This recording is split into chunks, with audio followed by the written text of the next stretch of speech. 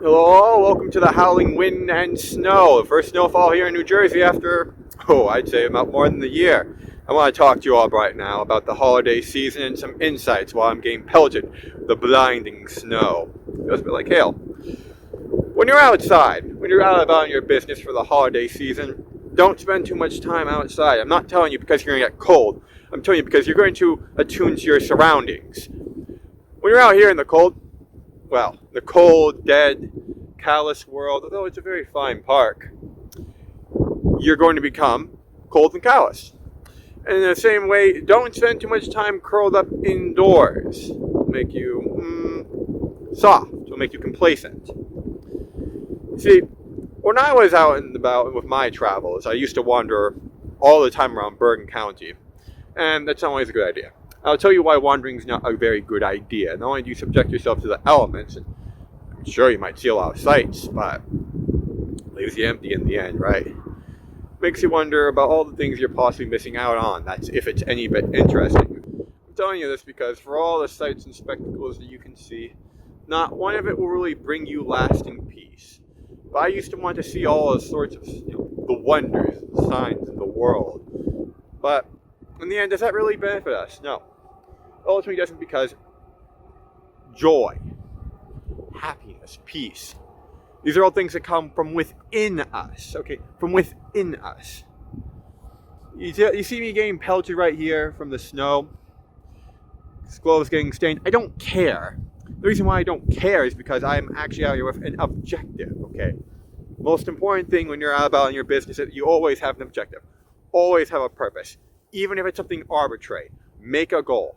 The most inspiring things in life are things that are simple and abundant. This isn't to say commonplace and ubiquitous, right? We're all subjected to the same slop to deal with day in, day out, and that doesn't help anyone. You know what does actually help people, though? Straight up, for real, experiencing the happy pleasures of life. The joys of family and friends, that rubbish. But as commonplace as you might expect it to be, to go out and meet new people, to exchange gifts and sentiments. I think one of the most strongest forces of happiness for us humans is not even financial accomplishment. It's not necessarily attaining security. It's especially true in this holiday season, as compared with all the Christmas specials. It's the bonds of community. It's a social bonds that we and each other, we all feel for one another, actually live out.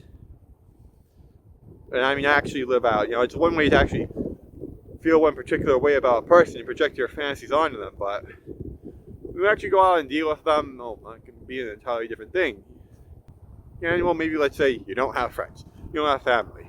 But like coronavirus? No, go out, help people. Go out and help people find a charity. There is still time. I know I am. I'm going to be working with Bridges for Life, actually, on Christmas Day, because I need to do some sort of goodwill. And that means, working with something completely unknown to you, something completely novel to you. Do it anyways. Take the plunge. Because I'm going to tell you right now, if you don't take the plunge, if you don't do something special for this holiday season, that is a holiday season of an entire year missed out on.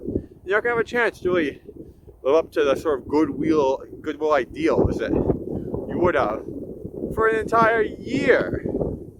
And you're not going to really mind, tumbling over some of that sludge or slush or whatever. Yeah, slush. Or marching a mile in the snow and wind.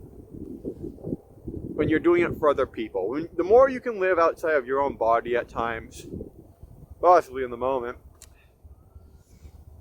and putting aside the self, allows us to tolerate much more when we do things, I guess, for either other people or for our ideals. Something that means quite a bit to us. The more we can inhabit that particular thing, the less we have to worry about us failing, our minds off us. Because when you're doing something for someone or something that means the world for you, you can carry the world on your shoulders. It's an immense boon to your strength. And it's not something you take lightly. There are many people out there that manipulate you. For what? Some sort of selfish gain or another. And honestly, in this holiday season, I'm very very sick. They're very sick of many people doing evil in the name of good. It's a thing that needs to stop, especially with the forced captivity of us all. No. People should be able to live free. People should be able to live free. They must. That's the human way. Free because we need, as humans, the most important human ideal is to live and die by our convictions, by what we hold dear. We are a very possessive sort of creature, humanity is. And yeah, it sometimes takes the place of being materialistic, greedy, lustful. Name your sin, pick your poison. They're all fallacious ways to express our humanity. The fact that we want to possess and to be possessed by something. Everyone does, especially in this holiday season. How many people are lonely and agonizing with the fact that they have no one? No one. You need to make a way. If no one else will, then you need to be the one to bridge that sort of gap. And as I mentioned, ladies and gentlemen, that Jesus loves you. The very ultimate source of love would have to be something that came from a supernatural source. A divine act of what? Mercy and grace. I'm going to talk more about the idea of love in a future video, I think. Because look at this. 12 minutes in and we've burnt through quite a bit of the park. Let's circle back around, and I'm going to close out by saying this, ladies and gentlemen.